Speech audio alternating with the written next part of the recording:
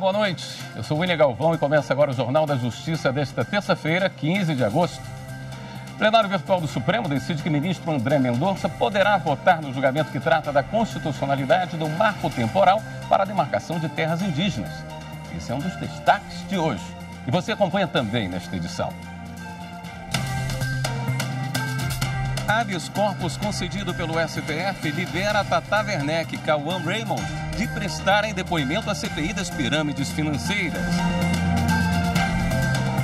Supremo atende à manifestação da PGR e rejeita a denúncia na Lava Jato contra políticos do MDB. E ainda, Superior Tribunal de Justiça decide que execução de cheque que não foi apresentado previamente ao banco para pagamento é nula.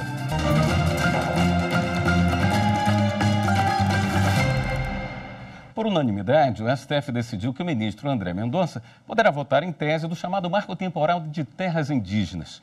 O próprio ministro encaminhou à corte o pedido de avaliação porque, antes de assumir a vaga do Supremo, ele atuou como advogado-geral da União e assinou documentos dos autos.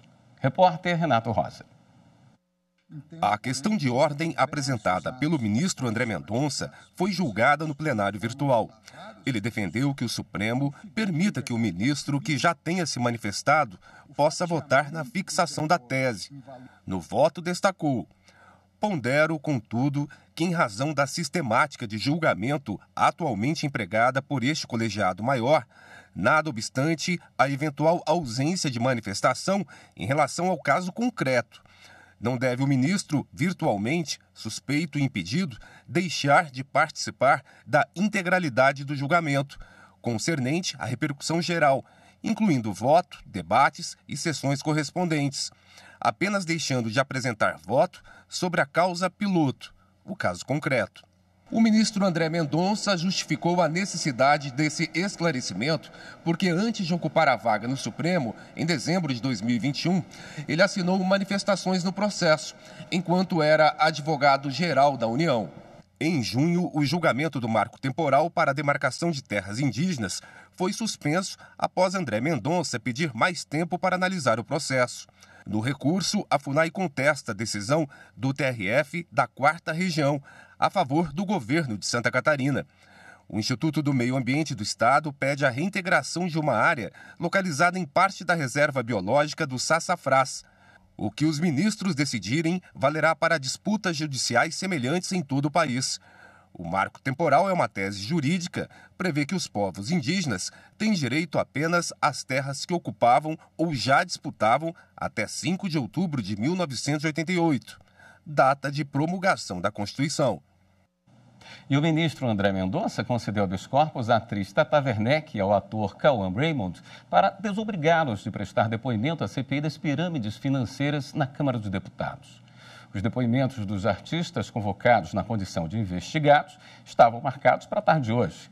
Foi assegurado aos dois, caso optassem por comparecer à comissão, o direito de permanecerem em silêncio para não produzirem provas contra si mesmos, de serem assistidos por advogado e de não serem submetidos ao compromisso de dizer a verdade. Cauã e Tata foram convocados por terem atuado em campanha publicitária de um empresário no ramo de criptomoedas. Na decisão, o ministro André Mendonça observou que, de acordo com a jurisprudência do STF, é inafastável a garantia constitucional contra a autocriminalização, independentemente da condição de testemunha ou de investigado. O Supremo também entende que a legislação prevê o direito de ausência de investigado ou acusado ao interrogatório, afastando também a possibilidade de condução coercitiva. A primeira turma do STF manteve a decisão do Tribunal Superior do Trabalho, que reconheceu a responsabilidade subsidiária de município paulista por obrigações trabalhistas de uma prestadora de serviços. A repórter Marta Ferreira tem os detalhes. A sessão desta tarde foi a primeira do ministro Cristiano Zanin na primeira turma, após a posse dele no STF no dia 3 de agosto. Em discussão, um processo que trata da responsabilidade subsidiária por parcelas devidas a um trabalhador contratado por empresa prestadora de serviço. O caso concreto ocorreu na instância balneária de Praia Grande, em São Paulo. O município recorreu ao Supremo, questionando o entendimento do Tribunal Superior do Trabalho, que reconheceu a responsabilidade subsidiária do município. O relator é o ministro Luiz Roberto Barroso, que manteve a decisão do TST. O município paulista recorreu novamente e o caso foi analisado pela primeira turma. O ministro Luiz Roberto Barroso confirmou o entendimento de que no contrato de gestão compartilhada, o município assumiu a responsabilidade pelas despesas decorrentes da dispensa de pessoal no caso de rescisão unilateral do convênio. Havia um contrato, o contrato previa que em caso de rescisão injustificada, caberia ao município pagar as verbas de rescisão. Pouco após a rescisão, o reclamante foi efetivamente demitido sem receber as verbas rescisórias. De modo que aqui me pareceu um caso não de transferência automática, mas de responsabilização com base no contrato celebrado. O ministro Alexandre de Moraes abriu divergência. Para ele, a responsabilidade subsidiária do ente público só seria possível em caso de descumprimento das normas de fiscalização previstas no contrato de prestação de serviços. Em virtude disso, presidente, como realmente me parece que nada altera a aderência, a repetição de uma cláusula legal que já existia no momento em que nós analisamos, é por isso, e cito vários julgados aqui nossos, é por isso que eu peço vênia a Vossa Excelência, eu dou provimento ao recurso e julgo procedente para que seja cassada a decisão reclamada na parte que atribui responsabilidade subsidiária à parte recorrente. A ministra Carmen Lúcia e o ministro Cristiano Zanin acompanharam o voto do relator. Eu também identifiquei diversos casos que discutem essa temática e o que me parece relevante, eu até preparei um voto escrito, é a apreciação da base empírica definida pelo Tribunal de Origem, não sendo viável a imputação de responsabilidade desacompanhada de fundamentação idônea, indicativa de falha da administração.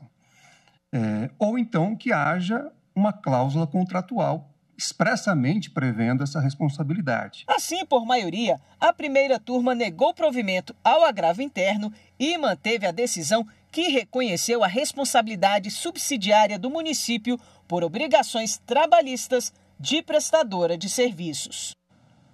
O Supremo decidiu por unanimidade arquivar a denúncia da Procuradoria-Geral da República contra senadores do MDB, Movimento Democrático Brasileiro. Os parlamentares estavam sendo investigados por um suposto esquema de pagamento de propina em contratos da Petrobras e da Transpetro. O caso foi julgado no plenário virtual da Corte. Repórter Evne Araújo tem as informações. A investigação contra os políticos do MDB no Senado foi iniciada com base em um desdobramento da Operação Lava Jato. A Procuradoria-Geral da República denunciou em 2017 os senadores Renan Calheiros, Romero Jucá, Valdir Raupp, Jader Barbalho, Edson Lobão, José Sarney e Sérgio Machado pelo crime de organização criminosa. À época, o então procurador-geral, Rodrigo Janot, afirmou que houve ações ilícitas para arrecadação de propina relacionada a contratos com a Petrobras entre 2004 e 2008 e com a Transpetro. Este ano, a PGR mudou o posicionamento e pediu ao Supremo a rejeição da acusação, alegando falta de lastro probatório mínimo indispensável para a instauração de um processo penal. A Procuradoria também alegou que a denúncia se baseou apenas em delações premiadas e em material fornecido por colaboradores, o que foi proibido por uma mudança na legislação criminal. O ministro Edson Fachin, relator do caso, acolheu os argumentos e votou pelo arquivamento.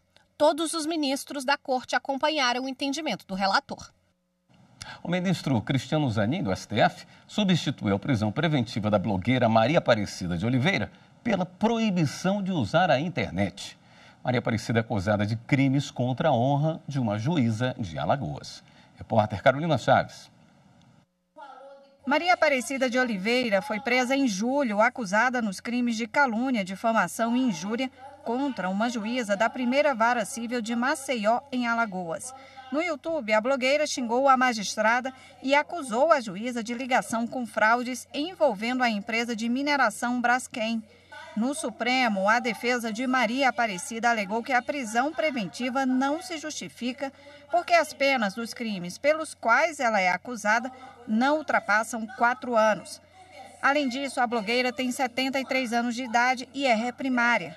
O ministro Cristiano Zanin acolheu o parecer do Ministério Público e atendeu o pedido da defesa de Maria Aparecida.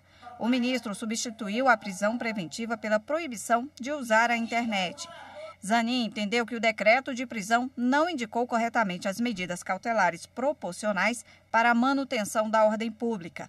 Para ele, os crimes foram supostamente cometidos sem violência ou grave ameaça e a restrição de acesso à internet é suficiente para impedir a prática. Para o STJ, a execução de cheque que não foi apresentado previamente ao banco para pagamento é nula. Os detalhes sobre essa decisão no próximo bloco. Até já.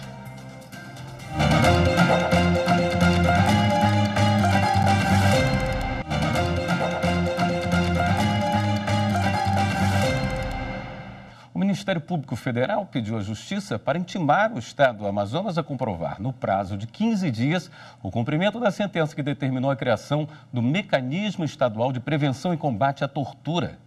Madeleine Machado. O pedido para que o Estado implemente o mecanismo com estrutura, recursos orçamentários e número de cargos necessários ao adequado funcionamento foi feito pelo Ministério Público Federal em fevereiro deste ano por meio de ação civil pública. Entre outras competências, a estrutura criada deve possibilitar a realização de visitas pelo menos uma vez ao ano a todas as unidades prisionais e de custódia, a exemplo de delegacias no território do Amazonas. De acordo com notícias jornalísticas recentes, a demora no cumprimento da sentença ocorre por atraso na tramitação de projeto de lei para a criação do mecanismo. Caso o Estado não comprove o cumprimento da decisão judicial, o MPF requer ainda que seja aplicada multa no valor de R$100 mil. A terceira turma do Superior Tribunal de Justiça decidiu que anula a execução de cheque que não foi apresentado previamente ao banco para pagamento. Repórter Kátia Gomes. No caso julgado, a parte ajuizou a ação de execução de 4 cheques no valor aproximado de R$160 mil. A executada opôs embargos à execução, afirmando estarem ausentes os requisitos para a plena validade dos títulos executivos. As instâncias ordinárias não acolheram os embargos. No STJ, a terceira turma deu parcial provimento ao recurso especial da executada. A relatora ministra Nancy Andrighi, com base na jurisprudência, destacou que o momento natural de realização do cheque é na apresentação, quando a instituição financeira verifica a existência de disponibilidade de fundos. Por essa razão, segundo a ministra, a apresentação é necessária quer diretamente ao banco sacado, quer por intermédio do serviço de compensação. Nancy Andrighi também ressaltou que, na hipótese de emissão de múltiplos cheques, ainda que em virtude de uma mesma relação fundamental, cada um deles representa título executivo autônomo, ou seja, são negócios jurídicos unilaterais distintos, que não se vinculam entre si. Desse modo, segundo a relatora, o vencimento e a exigibilidade de cada cheque estão condicionados à apresentação ao sacado para pagamento, sob pena de nulidade ao menos parcial da execução. Terminou hoje no Tribunal Superior Eleitoral o Encontro Internacional sobre Integridade da Informação e Confiança nas Eleições. A reportagem é de Carol Lasnot. O evento reuniu representantes do Chile, Canadá, Peru, Austrália, México, Colômbia, República Dominicana e Índia. Durante os 2 dias, eles compartilharam experiências no combate à desinformação e discutiram estratégias para evitar a propagação de notícias falsas. O principal desafio das lideranças internacionais é garantir a liberdade de expressão e, ao mesmo tempo, coibir a propagação de notícias mentirosas. Porque quando nós estamos reacionando frente à desinformação, na verdade, nos fizeram um ponto previamente, um ponto constitucional previamente. Temos que reparar a situação, a confiabilidade, e ao mesmo tempo também que tratar de informar a população sobre o verdadeiro, a verdadeira notícia, né? Processos. Enfim, isso acredito que é muito complexo, porque perder a confiança institucional custa muito recuperá-la. O presidente do TSE, ministro Alexandre de Moraes, participou da sessão pública de encerramento do encontro e destacou que, principalmente nas últimas 3 eleições, o Brasil sofreu ataques maciços de notícias fraudulentas e de crimes eleitorais. E isso fez com que o Tribunal Superior Eleitoral, o Ministério Público Eleitoral e o próprio Supremo Tribunal Federal tivessem que inovar.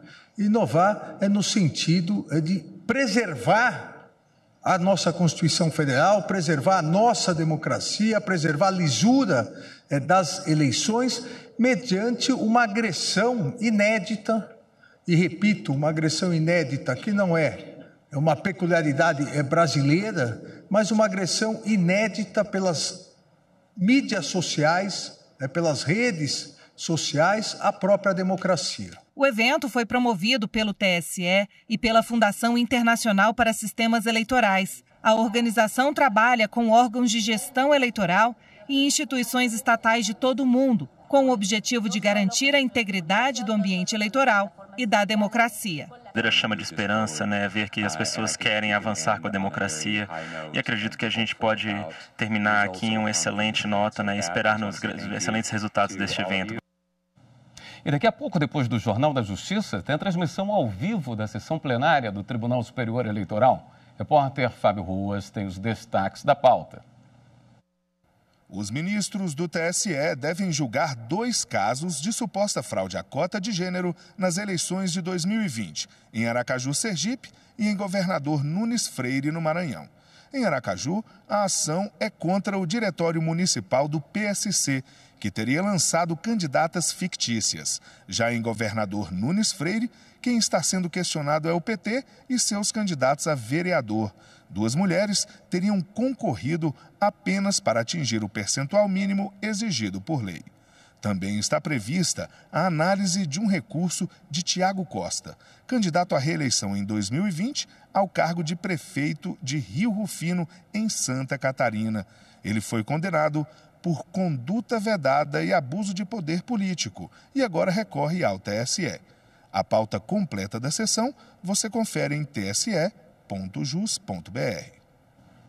E a seguir a gente fala sobre uma inovação no Tribunal de Justiça do Rio Grande do Sul. Voltamos já.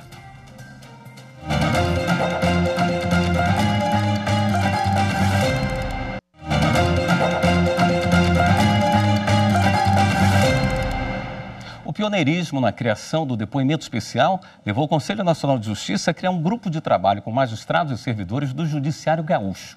O objetivo é usar a experiência no desenvolvimento de um novo protocolo para ampliar a voz de crianças e adolescentes, também nos casos de direito familiar. Confira na reportagem de Matheus Beck. Foi com esta câmera que há 20 anos o desembargador José Antônio Daltoé César implantou um projeto piloto para ouvir jovens vítimas ou testemunhas de violência. A metodologia do depoimento especial consiste em retirar a criança ou adolescente de uma sala de audiências tradicional e realizar a oitiva em um local mais seguro e acolhedor e menos invasivo. Basicamente, criança e adolescente passou a ser sujeito de direitos. Antes disso, o que ela era ouvida? Ela ou era ouvida por um psicólogo, assistente social, sem a presença dos adultos, o psicólogo e assistente social ouvia sozinho e passava um relato e o juiz decidia. A criança não era ouvida pessoalmente. E também, nos processos criminais, ela era ouvida como um adulto, como dentro de uma sala de audiência, na frente do juiz, do promotor, advogado, às vezes do próprio acusado. Hoje não, ela é ouvida conforme o estágio de desenvolvimento dela. Pode ser uma criança de 6 anos, pode ser um adolescente de 15. Nós vamos avaliar a melhor forma de ouvi-la, mas garantindo que ela tem o direito de se mostrar, mostrar o rosto, mostrar a vontade e dizer aquilo que ela pensa a respeito da situação. Em 2010, o Conselho Nacional de Justiça recomendou que todos os tribunais adotassem o método e oferecessem o serviço. Em 2017, o depoimento especial se tornou lei e hoje está espalhado por quase todas as comarcas do Brasil. Embora não haja restrição, o depoimento especial passou a ser utilizado principalmente nos casos criminais, o que levantou uma dúvida do CNJ. E nos casos de direito familiar, de alienação parental, por exemplo, qual a melhor maneira de ouvir um filho? Por isso foi instituído esse grupo de trabalho, para desenvolver um protocolo específico para se adaptar às mudanças que vieram com a Lei Henri Borel. O protocolo de entrevista, ele garante uma prova que é mais qualificada. Por quê? Porque os profissionais, eles são capacitados a não sugestionar. Quando se faz uma pergunta, não sugestionar, não induzir essa vítima, essa testemunha. Então, são maneiras de perguntar que muitas vezes não é exatamente a maneira que veio a pergunta do promotor ou do advogado ou do magistrado. Mas então são perguntas transformadas de uma forma que não vá induzir a resposta dessa criança ou esse adolescente, mas que com certeza vai atender às expectativas do processo. A ideia é que até outubro deste ano, um esboço com as principais diretrizes do novo protocolo seja apresentado à ministra Rosa Weber. Alguns itens da metodologia original não devem ser mudados. Primeiro, que ela seja feita dentro das dependências do Poder Judiciário para ter toda a isenção de que a criança ou adolescente esteja falando livremente. Segundo, um relato livre. Não pode ter tempo pré-determinado para deixar que a pessoa relate. Depois, perguntas adequadas e que ela não receba perguntas inadequadas.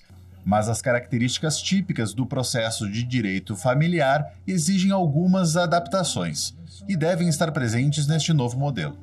O magistrado, ele vai ponderar os direitos dessa criança, os direitos desses adultos que estão ali naquela disputa, né? E aí vai tomar, reunindo as outras provas e todas as provas que ele tem, e o magistrado vai tomar a decisão em relação a isso. Em Mato Grosso, conceitos sobre assédio sexual, assédio moral e discriminatório foram debatidos no curso de formação inicial de magistrados. Os 25 novos juízes empossados participam até novembro da capacitação preparatória para exercício das atividades no interior do estado. Fernanda Fernandes.